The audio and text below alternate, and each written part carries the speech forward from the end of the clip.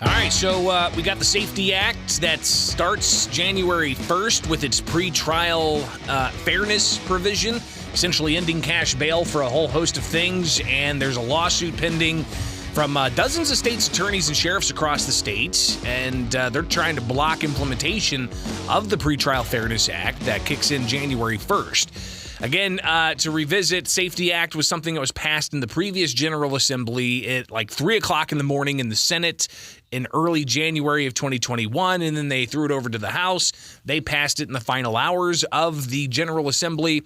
Not much debate, not much discussion, and law enforcement say that they were not taken into consideration with these particular changes, impacting law enforcement, like requiring body cameras and a variety of other various measures regulating police, like limiting what kinds of de-escalation techniques they can utilize. But it also had issues with the criminal justice system, like ending cash bail. Supporters of the ending cash bail provision say that you're innocent until proven guilty. And actually, that's not what the supporters say. That's the law of the land. That's your right in this United States.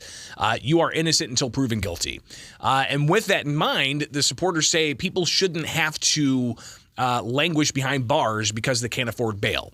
But what bail was set up to do was to ensure that people have some skin in the game. If they get arrested, they have to have some skin in the game to actually show up to a court date, then proceed in either pleading guilty or not guilty, and then going through a trial, a speedy trial, with a jury of your peers to determine if you are indeed guilty or not. If you're found not guilty, you get back your bail.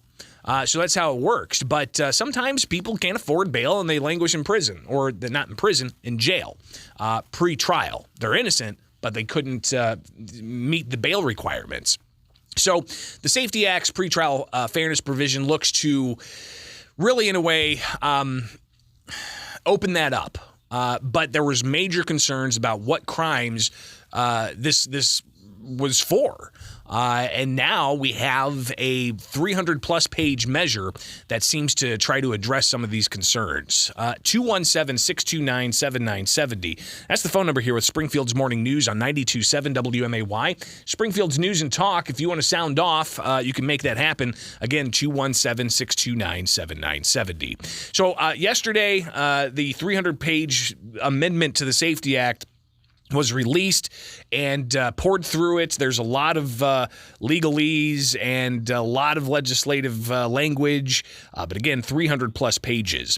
And in particular, I do want to go to, I think, what's the most controversial element of the Safety Act, and that is what is indeed considered a detainable offense versus what's a non-detainable offense.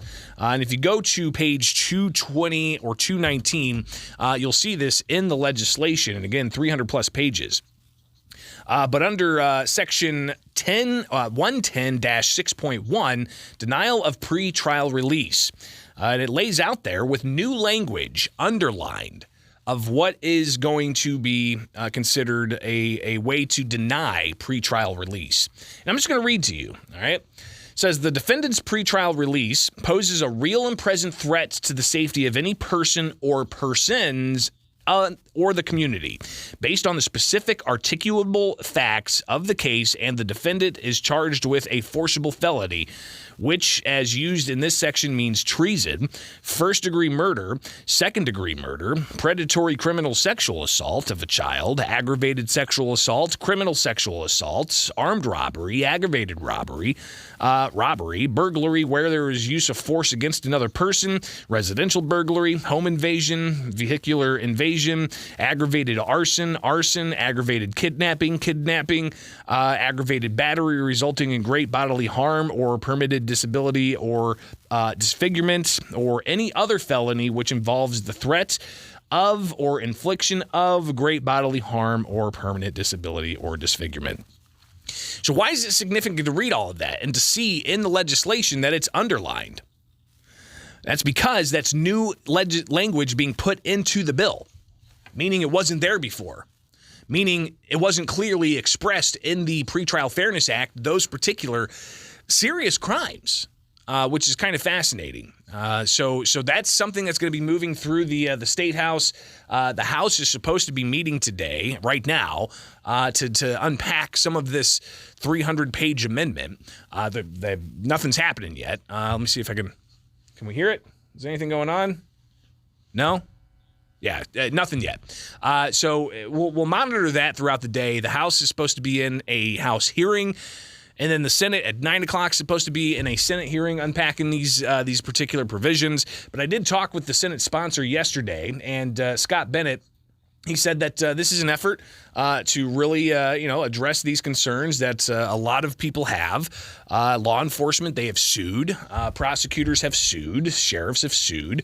And they want to block the implementation. But Scott Bennett says that he thinks the changes in this amendment are going to assuage some of those concerns. What we're trying to do is talk to the people, pub defenders, the state's attorneys, and judges who actually will be dealing after January 1 with the in-courthouse portion of this bill, and making sure that the bill's got the specifics in there that help them do what they need to do to implement the bill. So again, January 1st, when it goes into effect, lawmakers have today and today alone to act before January 1st. But State Senator Jason Plummer hadn't had a chance to read all 300 pages when I talked with him yesterday. However, he said the timing of all of this is troubling, and he's not sure it's going to assuage concerns. Who knows if it'll address the issues that are in question in the court case. I hope we find out soon. But this is really consequential legislation. We're not talking about a random $25 fee here. This is going to impact people's lives, and legislators need to take it more seriously. So I want to hear from you now at 217-629-7970. We'll take a few calls. Good morning. You're on WMAY. Good morning, Greg. And I'm sorry, did I hear you correctly? You said that the senator said that they're trying to talk to all the judges and prosecutors to figure out what they would want because they're the ones that are going to be dealing with it, right? Yes.